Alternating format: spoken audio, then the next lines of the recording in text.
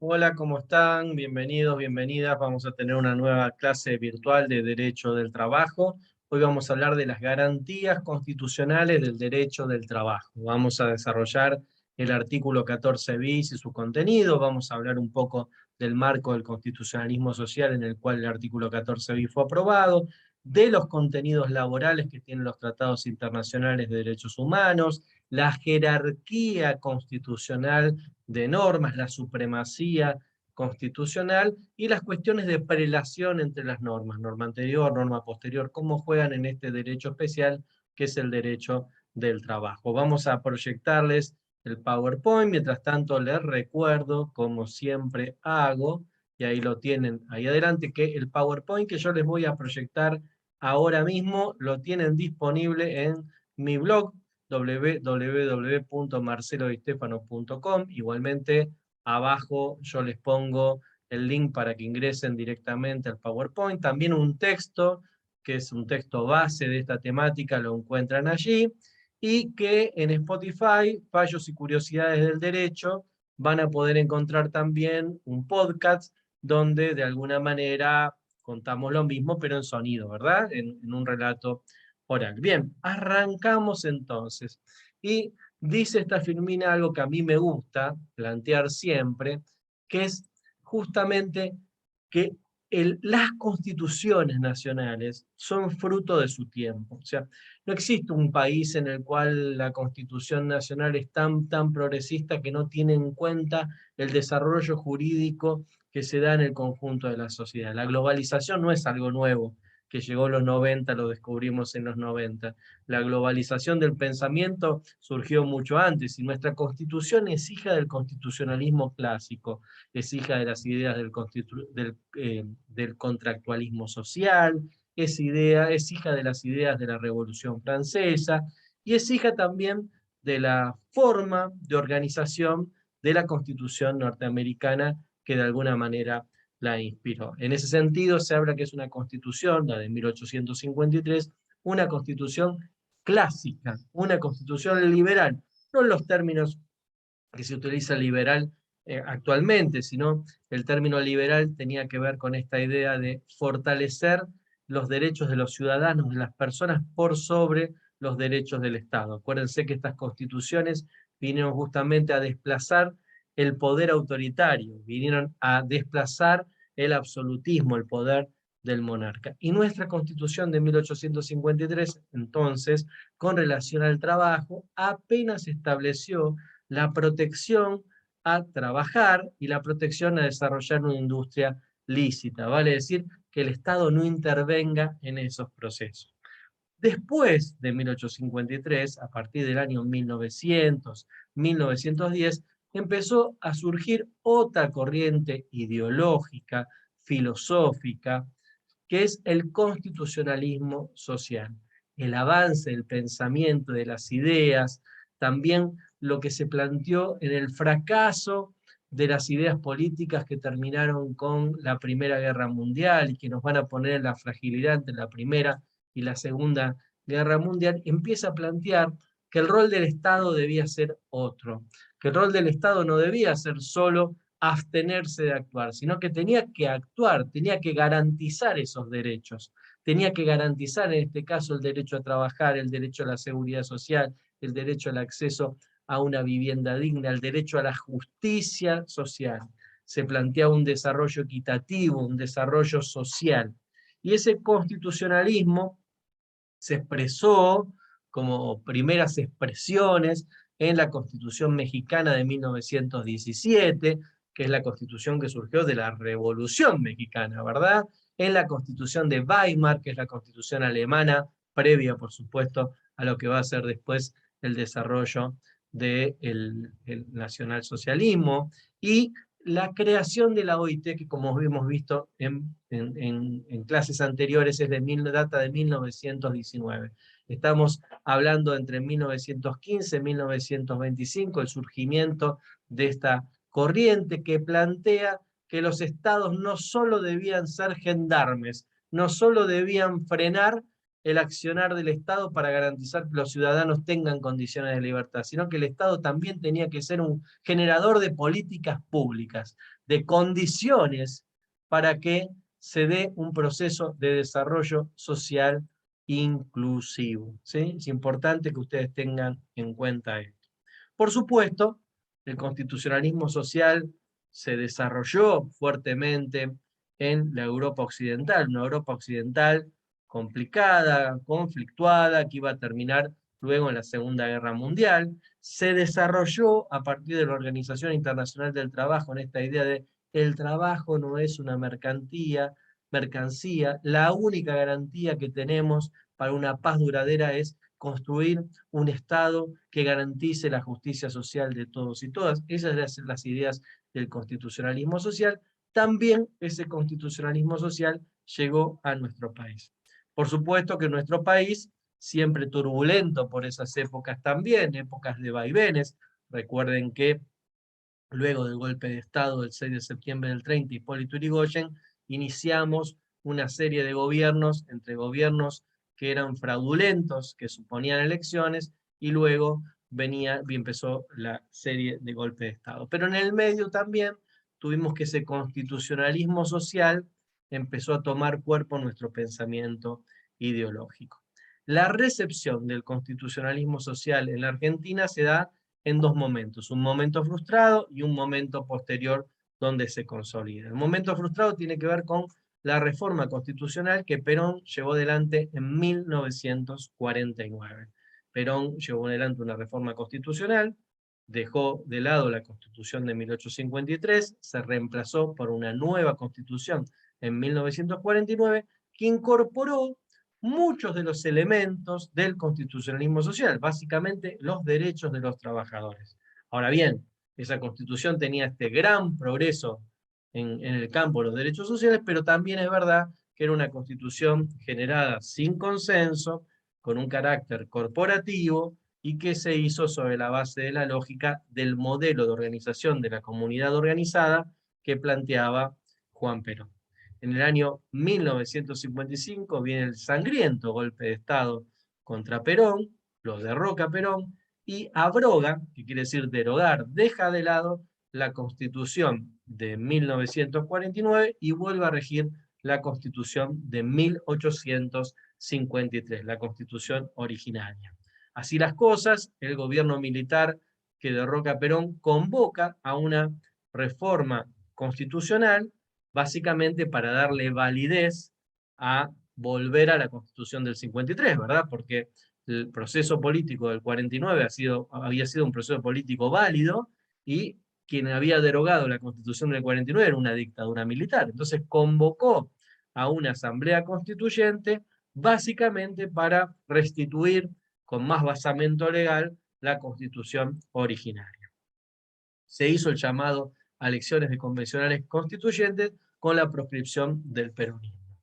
La Asamblea Constituyente sesiona y con una particularidad.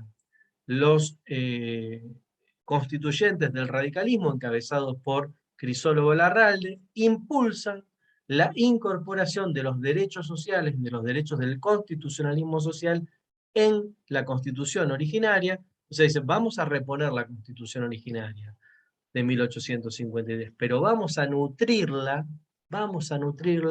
de todos los derechos laborales, derechos de la seguridad social que son propios del constitucionalismo social. Vamos a modernizar la Constitución del 53. Y así fue, se incorporó a través del artículo 14 bis el bloque, el catálogo de derechos sociales que eran propios del constitucionalismo social. Luego el radicalismo dejó sin quórum la Asamblea Constituyente y no se avanzó en ninguna otra reforma, con lo cual quedó aprobada nuevamente la reforma del 53 y la incorporación de los derechos sociales propios del constitucionalismo social en el artículo 14 bis. Les quiero decir, como en el texto les pongo, que la doctora Ferreirós decía algo que era muy interesante, que es que la Constitución originaria de 1853, cuando fue remozada con el artículo 14 bis, no tuvo contradicciones. porque efectivamente había sido tan buena la técnica legislativa del 53 que esta incorporación le vino a dar modernización, una nueva impronta y una actualización virtuosa de nuestra Constitución histórica. Bien, veamos primero el contenido histórico de la Constitución, estas garantías históricas de la Constitución que yo les decía al principio. Básicamente está en el artículo 14 y en el 20. 14, todos los habitantes gozan de los siguientes derechos: a trabajar y a ejercer industria lícita, y el 20, que pueden ejercer industria lícita en la Argentina los ciudadanos argentinos y los ciudadanos extranjeros. Básicamente nuestra Constitución, ustedes saben que es una Constitución de puertas abiertas, una Constitución abierta a la inmigración. La reforma del 57 deja de hablar del derecho a trabajar y pasa a hablar del derecho al trabajo. O sea, esta idea de que el Estado debe generar normas, no solo normas, normas y políticas públicas, ¿sí?, para garantizarle a los trabajadores condiciones dignas de trabajo, remuneración justa, vacaciones, jornada y todos los derechos que ustedes van a ver a partir de ahora cuando analicemos el artículo 14 bis. Y a eso vamos. ¿Qué son todos estos colores, profe, que pone ahí? Bueno, ¿qué es lo que vamos a hacer? Les puse el artículo 14 bis, pero dividido en 4 secciones. La primera sección es la sección introductoria, introduce todo lo que va a ir, y después tendremos la primera parte, que son los derechos individuales, la segunda parte, que son los derechos colectivos, y la tercera parte, los derechos de la seguridad social. Vamos a verlos uno a uno. En el texto, ahora les vuelvo a decir, el texto está en www.marcelodistefano.com, pero acá abajo en los comentarios yo les pongo el link para que puedan ir directamente. Van a poder acceder a un texto con el detalle de lo que les estoy diciendo, y es un buen momento para decirles que si les sirve este material que están viendo, suscríbanse al canal, pónganle like, a mí me sirve, y de vuelta, yo hago estos videos para que a ustedes les sirvan, ustedes suscribiéndose hacen que los videos se vean más y me ayudan a mí. Bien, artículo 14 bis de la Constitución Nacional. Arranca: el trabajo, sus diversas formas, gozará de la protección de las leyes, la que asegurarán al trabajador. Fíjense, principio protectorio. El trabajo goza de la protección de las leyes. Y además, miren esto, un mandato constitucional. Dice: señores legisladores, ustedes tienen que sancionar leyes que garanticen estos derechos, ¿sí? Lo que se llama el límite positivo del constitucionalismo. La Constitución le ordena a los legisladores que sancionen leyes para garantizar estos derechos. Y ahí arrancamos con el primer bloque, que son los derechos individuales. Condiciones dignas y equitativas del labor, ¿sí? De la Básicamente, los establecimientos donde se prestan servicios deben ser establecimientos que garanticen las condiciones de seguridad, higiene laboral, ¿sí? Equitativas, que todas las personas tengan los mismos derechos a la hora de acceder a los puestos de trabajo. Jornada limitada. Tenemos una ley, 11.547, que justamente regula y limita la jornada, 8 o 48 horas semanales, con sábado inglés, o sea, hasta las 13 horas, y descanso dominical. Vamos a hablar de eso más adelante. Descanso y vacaciones pagadas. Tanto la ley de contrato de trabajo para el sector privado como la ley marco regulatoria del sector público para el sector público, los convenios colectivos de trabajo, establecen el sistema de vacaciones pagas. Depende de tu antigüedad en el trabajo, vas a tener garantizada una cantidad de días de vacaciones. Retribuciones justas. Justas quiere decir, para la OIT, retribuciones que alcancen para vivir con dignidad para el trabajador y su familia. Salario mínimo vital y móvil. Se establece un salario mínimo para todos los trabajos, para que a partir de ahí para arriba, en la negociación colectiva, se establezcan mejores condiciones. Luego les voy a explicar en el capítulo de remuneraciones cómo se construye ese salario mínimo vital y móvil en el Consejo del Salario Mínimo Vital y Móvil. Igual remuneración por igual tarea, ¿sí? Para que no haya discriminación. Por supuesto que puede haber dos personas que trabajen, que tengan la misma tarea, pero tengan distinta remuneración, porque tal vez uno tiene más antigüedad que la otra, uno tiene un título que el otro no tiene, ¿verdad? Pero el principio ideológico es igual remuneración por igual tarea, para evitar cualquier tipo de discriminación. Participación en las ganancias de las empresas con control de la producción y colaboración en la dirección. Este punto no ha sido reglamentado nunca, desde 1957 hasta acá. Por eso se dice que esta es una cláusula programática. Vale decir, cláusulas programáticas son aquellas que establecen una idea, pero que es difícil de llevar a la práctica porque no tienen operatividad, solo en una enunciación. En cambio, las reglas que son operativas, cláusulas constitucionales operativas, son aquellas que con solo estar establecidas en la Constitución Nacional son exigibles por las personas, son un derecho exigible. Que si hay una reglamentación, mejor, pero que nadie podría prohibir el ejercicio de ese derecho. Por ejemplo, el derecho a la huelga es un derecho operativo. Por supuesto, después va a haber restricciones al derecho a la huelga, el derecho a la negociación colectiva es un derecho operativo. Por supuesto va a haber una ley que regule la negociación colectiva, pero no se podría prohibir. Bien, y dice después, protección contra el despido arbitrario. En la Argentina, vamos a verlo oportunamente, hay un sistema tarifado, que en el caso de que se produzca el despido, se puede despedir a las personas sin invocar causa, pero va a haber que pagarle una indemnización. Esa indemnización, como vamos a ver, básicamente está establecido con un pago de un salario por año de servicios más los preavisos, lo veremos en su oportunidad. Y la estabilidad del empleo público. No se puede despedir a un trabajador público sin un sumario previo en el cual se establezca que cometió una falta grave, tan grave que su sanción conlleve a la exoneración o la cesantía. El segundo bloque de derechos es el bloque que tiene que ver con los derechos colectivos. Los protagonistas acá son las organizaciones sindicales, los sindicatos y los empleadores o cámaras empresarias, el derecho del sujeto colectivo. El primero es organización sindical libre y democrática. Las personas tienen derecho a sindicalizarse, a organizar sindicatos, ¿sí? Reconocidas con la simple inscripción en un registro especial. O sea, el Estado no puede generar condiciones para restringir el derecho de los ciudadanos, de los trabajadores, de organizarse en sindicatos. Por eso hay un sistema en Argentina de asociaciones sindicales que está contemplado en la ley 23.551.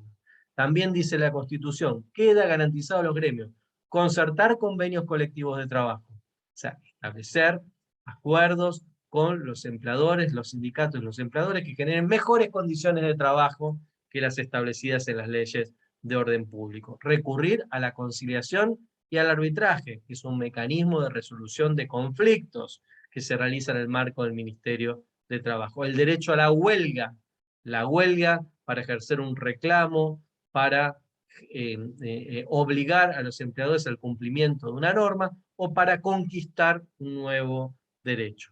Y también los representantes gremiales gozarán de las garantías necesarias para el cumplimiento de su gestión sindical y las relacionadas con la estabilidad de su empleo. Esto es la tutela sindical, que hace que haya una serie de normas que protegen a los dirigentes sindicales, porque si no los protegen, serían despedidos en forma inmediata por los empleadores para que no puedan desarrollar su tarea de defensa de los intereses de clase. El tercer bloque es el bloque de los derechos a la seguridad social.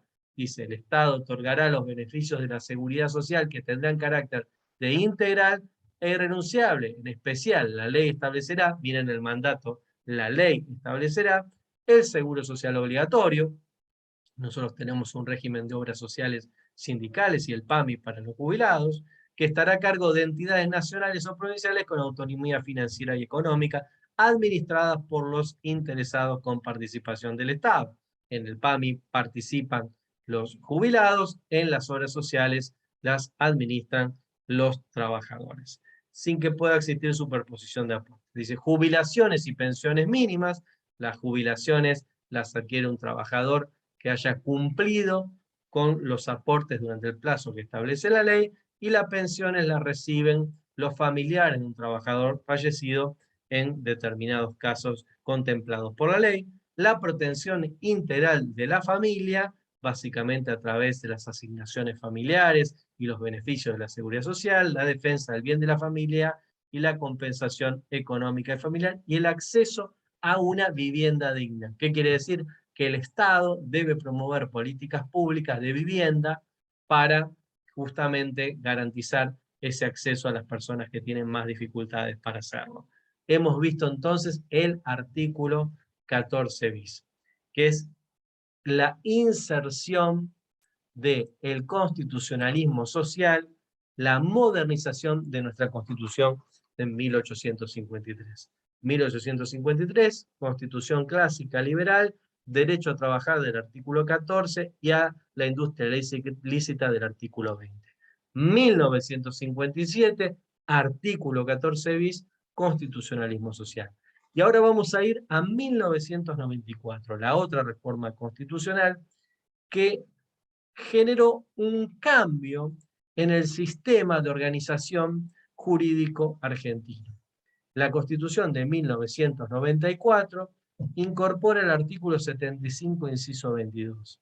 Ese artículo dice que va a haber 10 tratados internacionales de derechos humanos, ahora los vamos a ver, 10 tratados internacionales de derechos humanos, que van a tener jerarquía constitucional.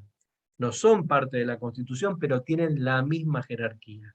Y al tener la misma jerarquía, se van a ubicar en la cúspide de los derechos del sistema normativo argentino. Y se va a tener que interpretar el texto de esos convenios internacionales, tratados internacionales de derechos humanos, con los contenidos de la Constitución Nacional, armonizándolos. Y si hay algún tipo de contradicción, tendremos que tener una interpretación a favor de las personas, o sea, a favor de una interpretación humanista.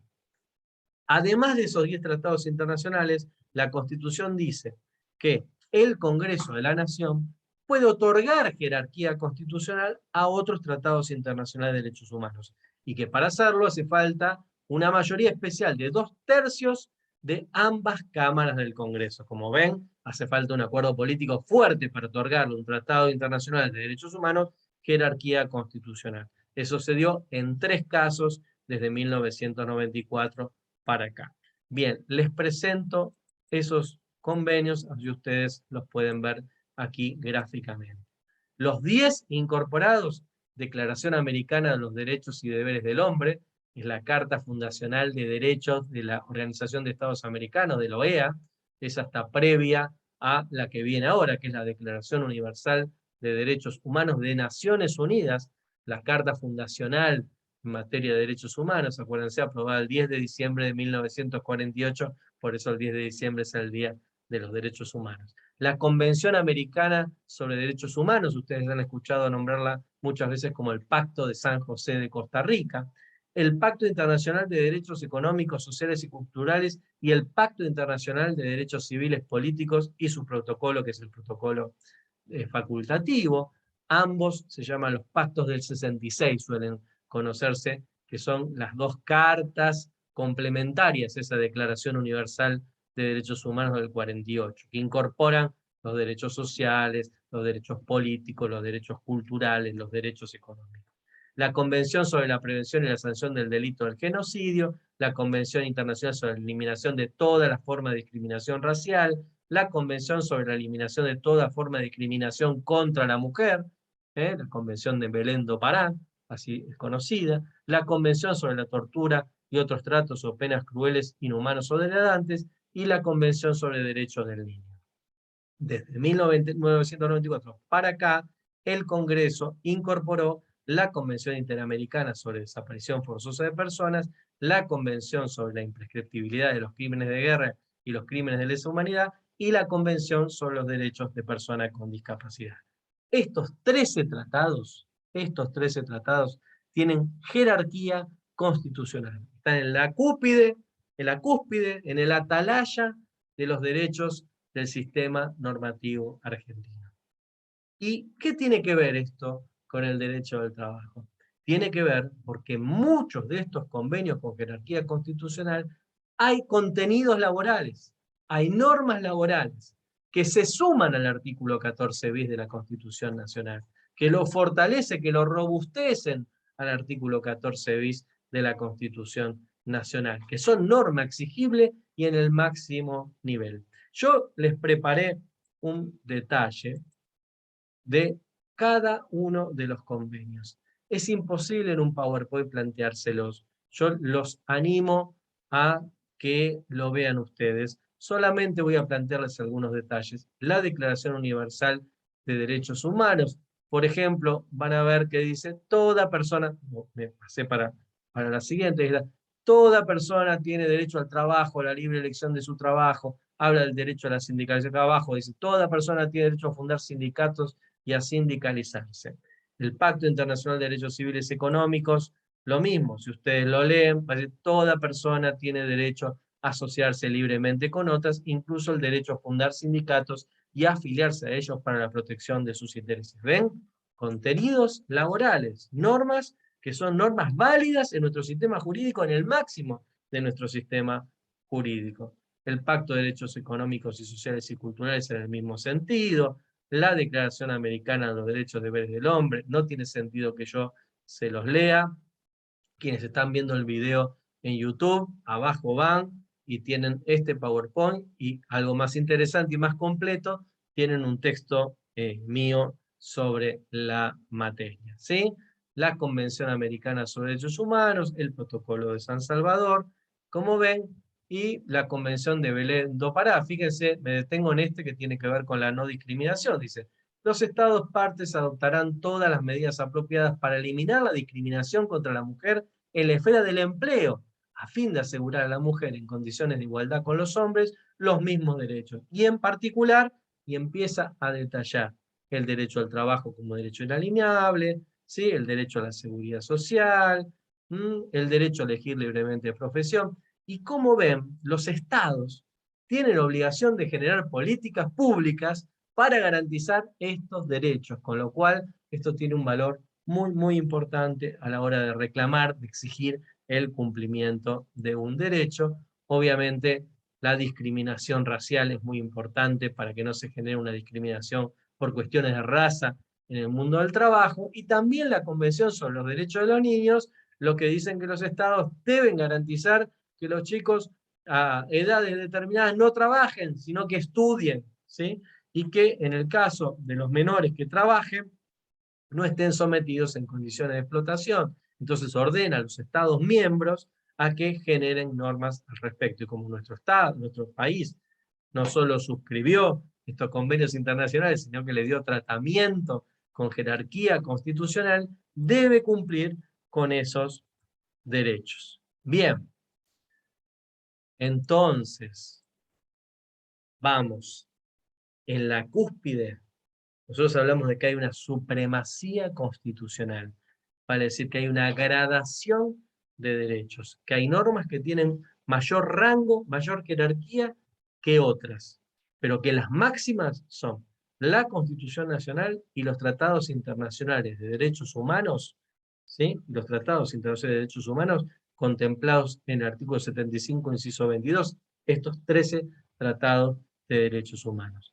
Entonces, el sistema jurídico argentino plantea que la supremacía de la Constitución se ejerce sobre todas las leyes inferiores. ¿Qué quiere decir? Se coloca arriba de las leyes inferiores. Las normas que vayan abajo de la Constitución Nacional y estos tratados internacionales no van a poder contradecirlo, ¿sí? El sistema es un sistema lógico que se ordena de arriba para abajo.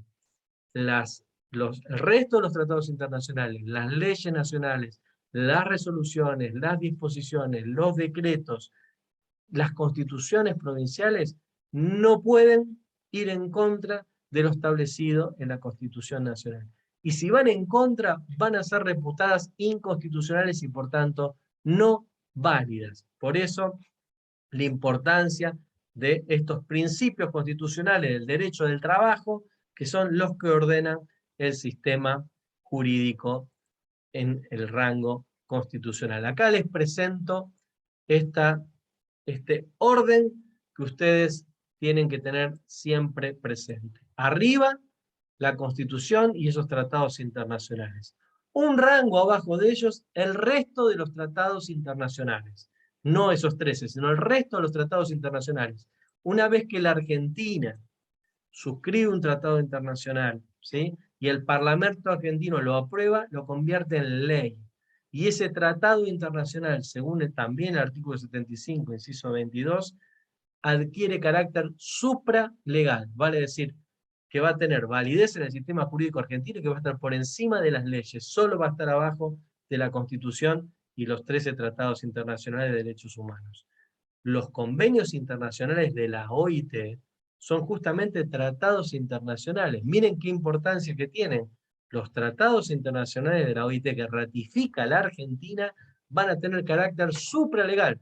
Se van a ubicar en este segundo escalón, segundo peldaño de la gradación jerárquica de nuestro sistema de derecho. Abajo van a estar las leyes nacionales. En el caso nuestro tenemos muchísimas leyes que regulan el derecho del trabajo. Ya les dije, pero digo, desde la ley de contrato de trabajo, los estatutos especiales, la ley de jornada, ley de negociación colectiva, ley de asociaciones sindicales, ley de seguridad y higiene laboral, van a estar ahí ubicadas. Y las constituciones provinciales también van a estar ahí. Y luego vendrán los decretos, los reglamentos, los actos administrativos, que nunca pueden tergiversar, nunca pueden ir en contra de lo establecido en la norma superior, ¿sí? Ese es el orden jerárquico que establece el artículo 35 de esta Constitución Nacional. Bien, ahora, ¿qué pasa cuando una norma inferior transgrede lo establecido en una norma superior? Bueno, lo que va a suceder es que esa norma va a ser reputada inválida, inconstitucional. ¿Y quién decide eso? Lo decide un juez. En el sistema jurídico argentino, quien determina la inconstitucionalidad de una norma es el juez. Y lo determina para el caso concreto. O sea, el juez no deroga. La declaración de inconstitucionalidad de una ley que hace un juez es una declaración de inconstitucional a los efectos de ese caso concreto. No es que queda derogada la ley, sino es que solo ese caso concreto, porque puede darse una ley que aplicada a un caso resulta inconstitucional, pero aplicada a otros casos no resulta inconstitucional.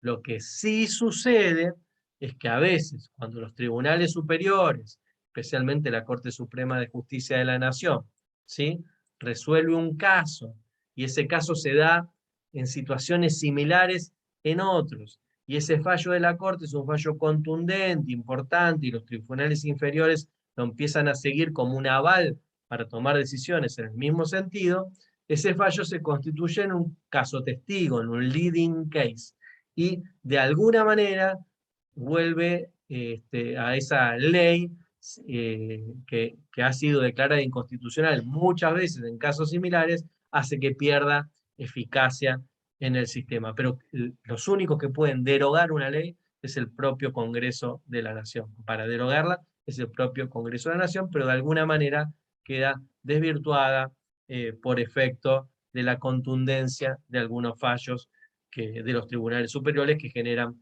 una jurisprudencia muy fuerte al respecto. Bien, entonces el control de constitucionalidad en el sistema argentino lo realizan los jueces que decretan la invalidez de esa norma por ser contradictoria con una norma de superior jerarquía. Avanzamos entonces y veamos un poquito alguna particularidad del derecho del trabajo. En el resto de los derechos, en el derecho común, en el resto de las ramas del derecho, hay algunas reglas que son, casi les diría, de utilización única. Una, por ejemplo, ley posterior deroga a ley anterior. Ley especial deroga a ley general. Pero en el caso del derecho del trabajo, como el principio protectorio es tan fuerte, el orden público laboral es tan fuerte, el principio de renunciabilidad es tan fuerte, y la idea justamente de la norma más beneficiosa, la norma más favorable es la que se tiene que aplicar al trabajador, esto no se va a dar en todos los casos. Y muchas veces una ley posterior no va a dejar sin efecto una ley anterior, sin efecto parcial, aunque sea si contenía normas más beneficiosas, y una norma especial no va a terminar derogando a una norma general si ella contenía derechos más favorables a los trabajadores. Vamos a ver la presentación de PowerPoint. La primera, ley posterior, como les decía antes. O sea, el principio que hay, si una ley posterior deroga a una ley anterior. Si ambas regulan una misma relación, un mismo acto jurídico, una misma situación. Si ambas leyes, una anterior y una posterior, regulan una misma situación, el principio que la ley posterior deroga a la ley anterior, sea expresa o tácitamente. Expresa es, a veces la ley dice, esta ley deroga la ley tal. O tácitamente es porque regulan lo mismo y lo regulan de manera distinta. Bueno, sin embargo, en el derecho del trabajo, en algunos casos puede subsistir el derecho establecido en la ley anterior si esa norma resultaba más favorable para el trabajador. Lo mismo similar sucede con la ley especial y la ley general.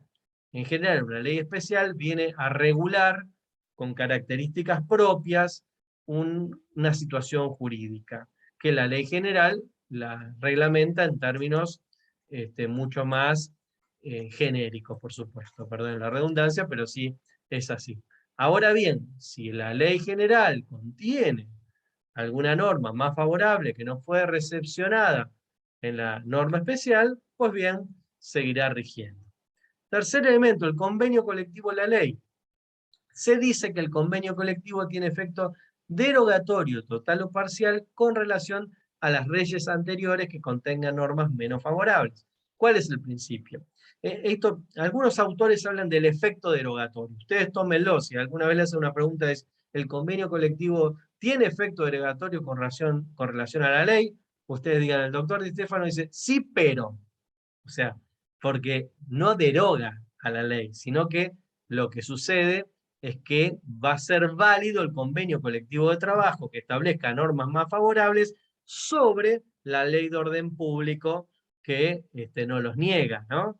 Entonces, se suele decir tiene efecto derogatorio, pero a mí mucho no me gusta ese término, pero muchos autores lo usan. Básicamente, si un convenio colectivo de trabajo tiene normas más favorables que las que establece la ley, lo que se va a tomar en cuenta es lo que diga el convenio colectivo de trabajo. El otro es convenio anterior y convenio posterior.